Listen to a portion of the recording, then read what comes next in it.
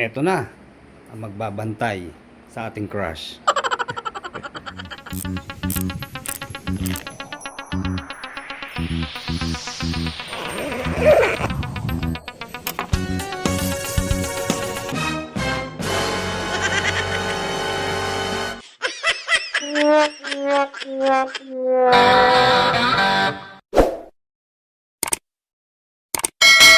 Pagaya ng nakagawian. Alis dyan. Ang ini-expect natin na i-unbox ay ito pong crush guard. Pang version 2 po ha. So pwede rin naman sa version 3. Ito yung ini-expect natin na crush guard ha. Inaway ko pa yung seller. Sabi ko baka iba i-deliver nyo. So sorry ko ha. Ayan, half crush guard lang kinuha natin. Tandaan nyo po ha, yung merong logo ng Yamaha at saka may pangalan po ng Aerox. So dapat ito ang matatanggap natin. Kapag hindi ganito, sole. So ito nga po yung seller, si Christian B. Cagayan. Okay naman po siya kausap at pinakita niya sa atin. Although nakabalot na agad itong item, itong parcel, inassure naman po niya na yung ating in-order yun mismo, yung pinakita natin kanina. Itong half crash guard na pang Aerox version 2 at version 3 ay nasa mahigit 1,800 pesos po. Okay, unbox na natin.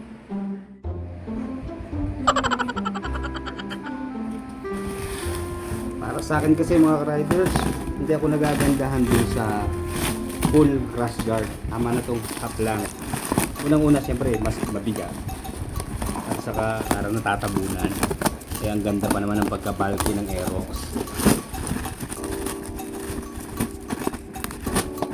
Okay, nakabalot ng tape, ng karton, ng bubble wrap at nakadyaryo pa.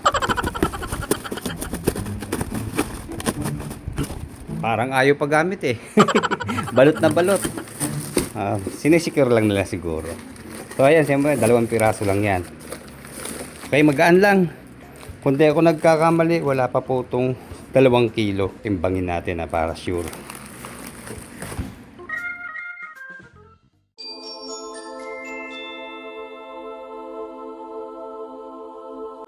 Ito, meron siyang mga tornilyo. Saka yung mga plastic na pang salpak dun sa mga edge nito.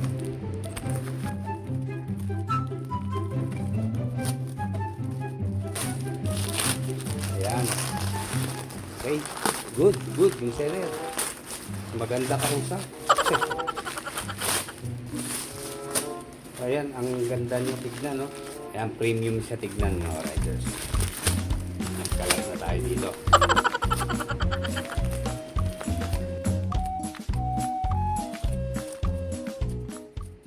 Okay, bali 3 bolt ang lalagay natin sa 2, 3. Ayan ang kanyang itsura sa side view. Letter S.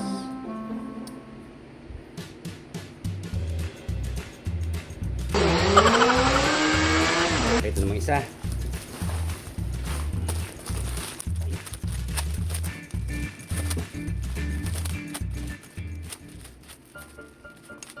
Ayos.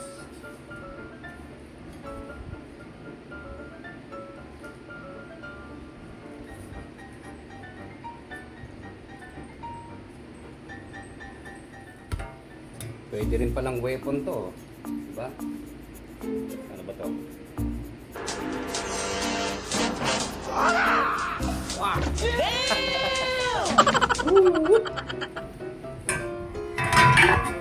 Eh, nalaglag pa.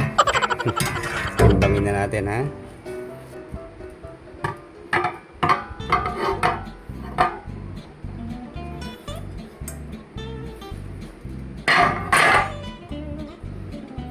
Ayan, 2 kilo mahigit pala. So, magaan lang yan mga riders. And then maraming klase ng pagpipintura po ang ginamit dito. Itong pinili natin itong matte color. Meron din po itong glossy black, stainless, saka yung coated. Pero mas kursunada ko itong matte black, di ba? Mas babagay talaga ito, malinis tignan dun sa Aerox natin. Okay.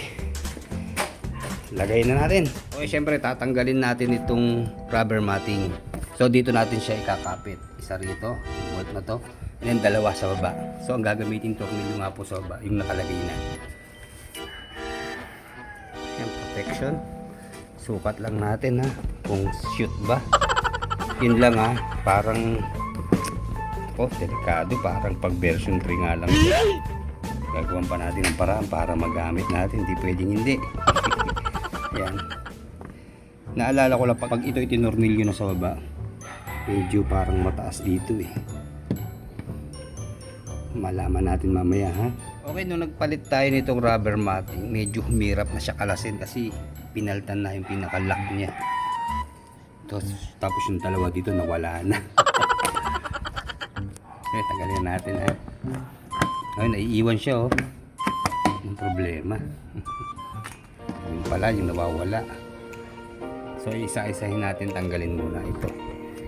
So ayun, yung pagkakapitan ng ating crash guard ay dito.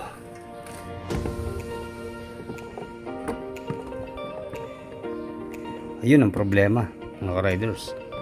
Pang version 3 nga ito. Ngayon, mapipilitan tayong mag-convert para mailagay itong crash guard kasi kita nyo maiksi oh. Maiksi ito, dapat hanggang doon sa dulo oh. Dito. So akala ko pwede sa version 2, ang version 3 talaga ito. Pero magagawan to ng paraan dahil madali lang to. Okay, pansamantagalan mga ka-riders, tinanggal natin yung tornilyo muna. Ayun, kinabit na natin, makapit naman. So dito, buti meron siyang kasamang mga tornilyo. Ayan, ito itong mahabang bolt na ito. Nilagyan lang natin ng washer na malapad para hindi lumusot. So nakakapit na natin. Ang problema dito ay ayoko na mag-improvise. Pipilitin pa abutin doon. Mapipilitan pa tayo magpadugsong. So ngayon pansamantala, bubutasan natin itong plastic na tapakan ng Aerox. Dito na natin ito tornilyo para hindi siya uga-ugang ganyan. Okay, ayan ang itsura niya sa side view. So para kumapit ng husto dito sa plastic, itong matalas ang gagamitin nating tornilyo. Kaya lang siguro maiksi lang, hahanap tayo na maiksi. Man sobrang lalim ang mangyari. Pansamantagal mga riders, nagawa natin ang paraan. Hindi natin kailangan magdugsong na para mapaabot dito.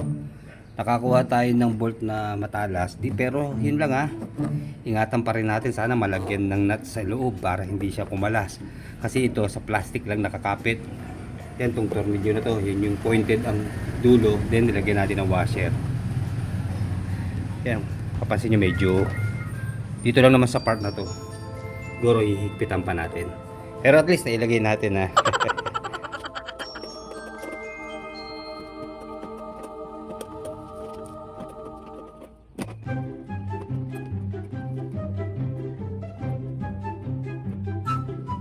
Okay, dito po sa left side na crash guard, napansin ko kanina, medyo malayo itong kabitan.